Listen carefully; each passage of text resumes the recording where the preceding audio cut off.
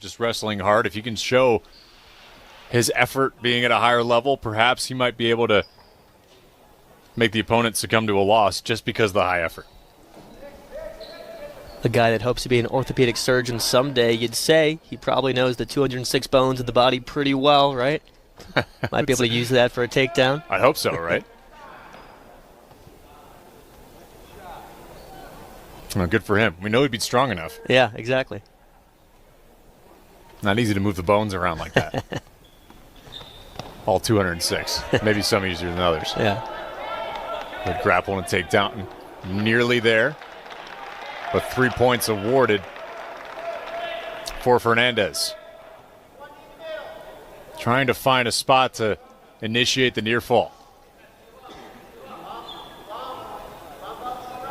7-3 Cornell leads after 3 bouts rather.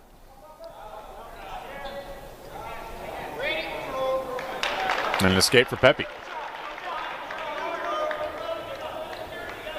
So he'll take the point there. Still, again, another first period where Cornell has been the first to draw blood.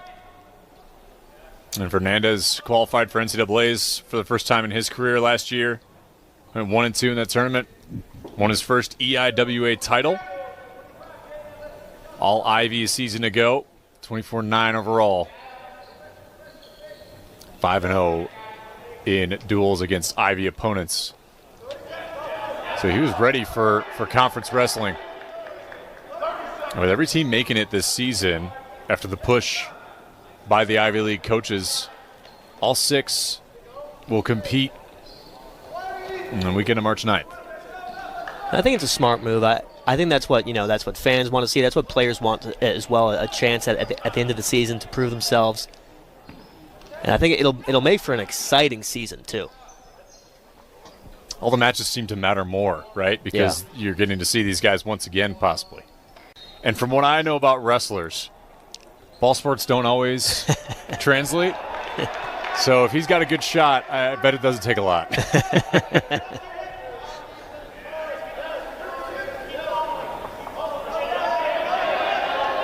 And he's taking his shots right now against Ethan Fernandez. Back to neutral they go. Fernandez gets the point for the escape.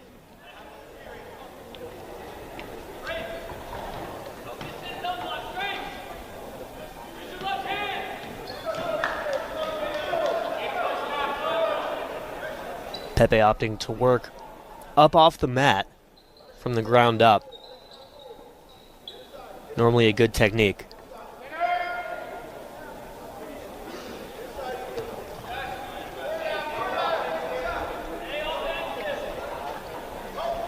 Good wrap around.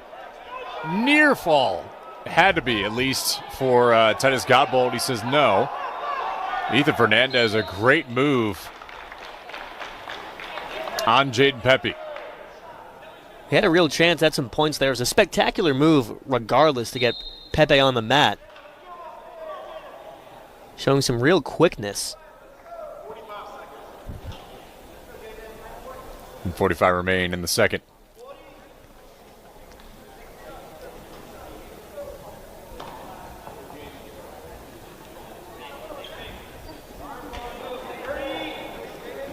Not a ton of riding time here in this matchup, just 2 seconds for Fernandez here in this set.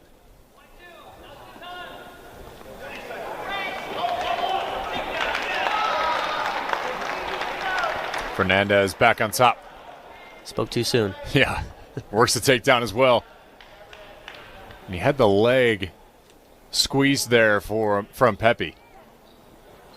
And he'll just let this ride out to the end of the second. You know, for Ethan Fernandez, last matchup against Lehigh, Mike Gray just felt like Ethan let the Lehigh kids stay around the match too much. Got to get offensive early, make big moves early, and take his shots, and so far he's done that. Absolutely. Able to get those last couple points there in the second period is huge now going into the third. He has a comfortable lead, but he wants to take advantage. He wants to end this thing here. And Cornell is a team dominating today. They finished third in the 28 EIWA championships as well. Yeah, I'd say there's a reason why Cornell has claimed 22 straight here against the Crimson. Right. And by the way, the 25 NCAA champions, not championships for the team, but individual wrestlers garnering that glory at different weight classes. There's a reason why they're garnered as some of the best in the Ivy.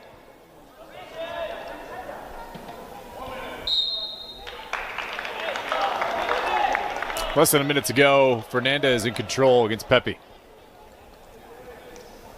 Pepe claiming a point back there again. Again, not going to be enough. He's still 5 down. Going to have to get a lot more aggressive here. Going for the ankle, going for the takedown. He's going to need a fall or something close to it.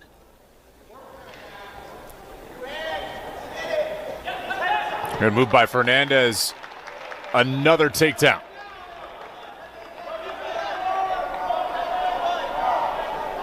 There's been domination from Ethan Fernandez. Obviously quickly learning from that Lehigh match where he perhaps let his opponent stay in it a little too long. He's dominated from the jump today. And that's what you love to see as a coach as well, just seeing your player take criticism, take feedback, and apply it. He's done that today, and I think his coach will really appreciate that from him. And 149 goes the way of the Big Red. Well, Diego Sotelo set the tone for Harvard with the early lead, but it has been all Big Red so far. Ethan Fernandez, 2 technical fall victories already this season, and he dominated once again. Didn't get the TF, but gets the added points and another dual victory under his belt for 2024-2025. Coming the last match before our intermission. Meyer Shapiro of Cornell, number 2 in Class 157, the best technical wrestler, going on to the best technical wrestler for Harvard. Jimmy Harrington, 30th in 157. I'd say this is the big one. This is what people were excited to see. Obviously, we had the 125 as well, but going into today's match, this is the one that I think is really going to be a pulse check on how the rest of this matchup will go. Early escape there for Jimmy Harrington. And the captain's on this team. He's the quiet leader in the practice room. A bit of a blip last week against Navy, falling in that duel. But according to Jay Weiss, when you watch Jimmy wrestle, just sit in your chair because you know something good is going to happen. That was one of the favorites from the meeting with Jay earlier this week. Shapiro gained that early 3 with the takedown. Yeah, he's a guy that can make things happen, real student of the game. You'd probably assume that a lot of Ivy League players are real students of the game, right? But he takes it to another level. Tough start for him, though.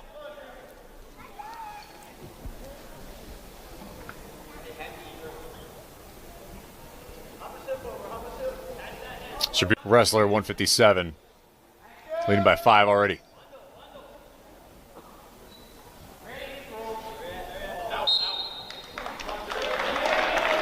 And out of the circle they go. Harrington, a chance to regain some points here in the first. Seemed like Shapiro almost guided him outside of that circle. Yep.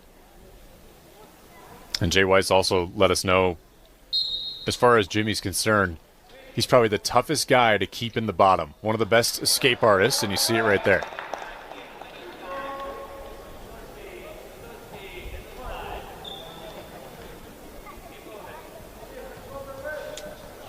Shapiro, aggressive on the takedown. Hard fall for Harrington there. No doubt. Harrington keeping the blades up. Another 2 for Meyer Shapiro. High riding time as well in the first.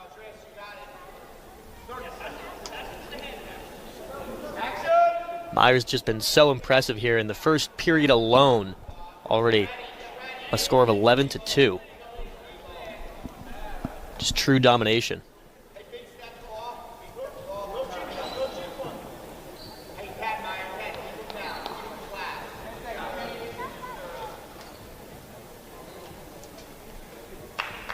And Shapiro just trying to control that left arm there. That'll round out the first. Excellent showing in the first period by Meyer Shapiro. He's on a 19-match winning streak. He's on a 19-match winning streak, rather. Now he'll have to show his prowess from the bottom here, something he definitely can do, as we see very early. And going to the NCAAs, won 19 in a row last season. 27-3. He started out the year a little bit hairy by his own standards, and 15-2. And that's going to be a tech fault. By all accounts.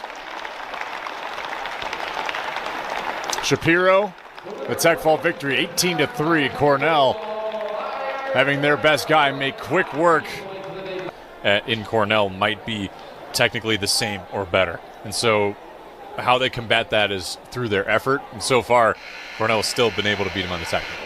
Yeah. Need to put in a lot of overdrive there. Need to be strong. Need to be... Cale Berg, the captains of this squad, competed in the W Champs last season at 157. Finishes 6-9 record. Missed almost all of the first semester with a knee injury. And he'll face up against fellow senior Julian Ramirez, 3-0 this season, ranked number 5 in 165. And it just doesn't stop with this Cornell roster. They are stacked from top to bottom, lightest to heaviest. And Ramirez has both feet of Berg. He's going to try to work to twist him down. And now he works on top.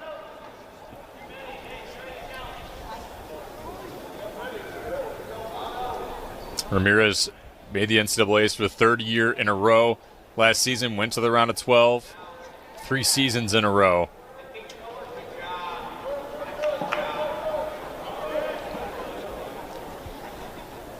All Ivy for the second time last year as well.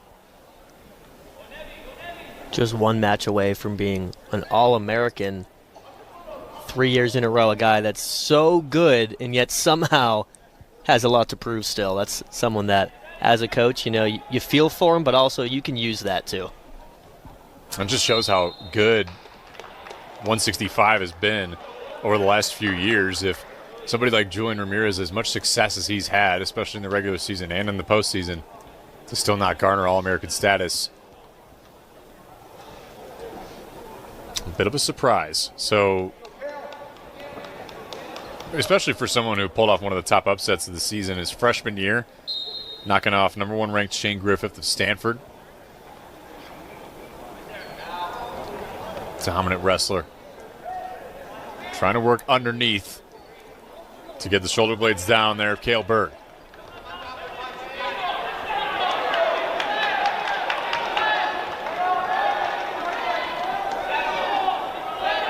Got Berg all suspended underneath here. And that's the victory.